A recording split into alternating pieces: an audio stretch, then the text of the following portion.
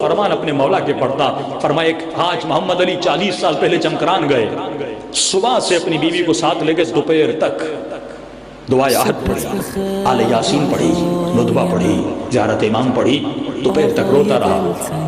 دوپہر ہوئی, تھک گیا, بیوی کو کہا اٹھو, لگتا ہے امام اپنی زیارت نہیں کرائیں گے, ہماری دعا نہیں سنیں گے. گھر سے مسجد جمکران سے باہر نکلا. 40 سال پہلے مسجد چھوٹی تھی, آپ کو پتہ ہے اطراف میں بہت بڑا صحرا ہے. اس نے دور سے دیکھا ایک شخص صحرا سے آ رہا ہے. اس کو محسوس ہوا آنے والا پیاسا ہے. جیسے وہ اس کے قریب آیا, اس نے بیوی کو کہا جلدی سے, میٹھا پانی تھا اس کے پاس, پانی نکالو, پیاسا آ رہا ہے.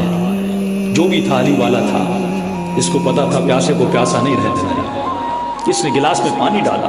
جیسے اس سید کو دیکھا, اس نے کہا اگر آپ کو پیاس لگے پانی پلاؤں. انہوں نے کہا مجھے پیاس لگی ہے. کہا اس نے پانی پیا, اور جیسے پانی پیا, پانی پینے کے بعد ان کی آنکھوں سے آنسو ایسے بہ رہے تھے جیسے بادلوں سے بارش بہتی ہے. پورے ان کے محاذ سے آنسوؤں سے گیلے ہو گئے, اور زبان سے یہ جملہ نکلا کہ میرا سلام ہو میرے دادا حسین کی پیاس پر. پھر کہا اللہ لعنت کرے اس پر جو نہر فرات میں اور میرے دادا حسین کے درمیان جس نے فاصلہ ڈالا تھا. اتنا کہنے کے بعد امام نے اس کے چہرے کو دیکھا, کہا حاج محمد علی اتنی جلدی تھک گئے, دوپہر تک کچھ پڑا, تھک گئے. اس وقت امام نے اس کو گلاس دیا کہ اگر اس گلاس جتنی بھی اہمیت میرے شیعہ مجھے دیتے, جتنا ایک پیاس لگتی ہے نا, گلاس پانی کے پیچھے تو جاتا ہے, اگر اس پیاس گلاس جتنے پانی جتنی میرے شیعہ مجھے اہمیت دیتے, پھر میں آج میں اتنا نہ روتا. میں تو موجود ہوں لیکن یہ مشغول ہیں اپنے کاموں میں, اپنے گھر میں, کوئی ٹی وی پر, کوئی کسی میں, اس کو میں یاد ہی نہیں. امام حسین نے ایک جملہ کہا تھا سیدہ زینب کو, یہ نہیں کہا مجھے صبح کی نماز میں یاد کرنا, یہ نہیں کہا مجھے دوپہر کی نماز میں یاد کرنا. فرمایا بہن زینب مجھے نماز شب میں یاد کرنا, کیونکہ صبح کی نماز واجب, ظہر عصر مغرب عشاء واجب ہے, پڑھنی ہے, نہیں پڑھو گے سزا ملے گی.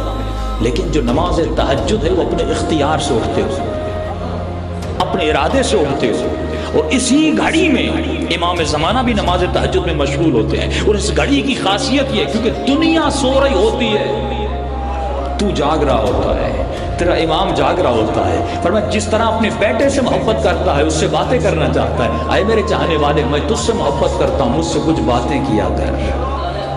آج امام منتظر ہے چند جملوں کے لیے.